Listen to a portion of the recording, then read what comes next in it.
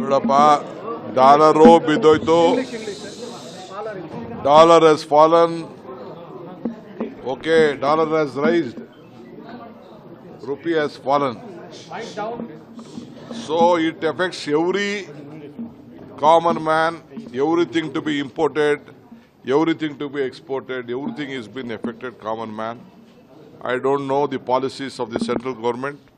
It has been affecting in every this one. Even Mangala Sutras, we call Tali. So central government has to answer this, control this, bring everything to a normalcy.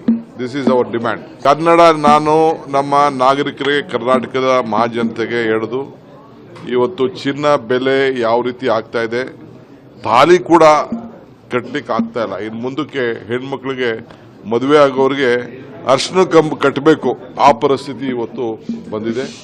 ನಮ್ಮ ಧರ್ಮದಲ್ಲಿ, ನಮ್ಮ ಸಂಪ್ರದಾಯದಲ್ಲಿ, ಹಿಂದೂ ಸಂಪ್ರದಾಯದಲ್ಲಿ ಇವತ್ತು ಮಾಂಗಲ್ಯ ಸೂತ್ರ ಬೇಡ, ತಾಲಿನೂ ಕೂಡ ಕಟ್ಟಿಕೊಡಕ್ಕೆ ಆಗ್ತಾ ಇಲ್ಲ. ಅಂತ ಪರಿಸ್ಥಿತಿಯಲ್ಲಿ ಇವತ್ತು ಈ ದೇಶದಲ್ಲಿ ಈ ಕೇಂದ್ರ ಸರ್ಕಾರ ತಂದಿದೆ.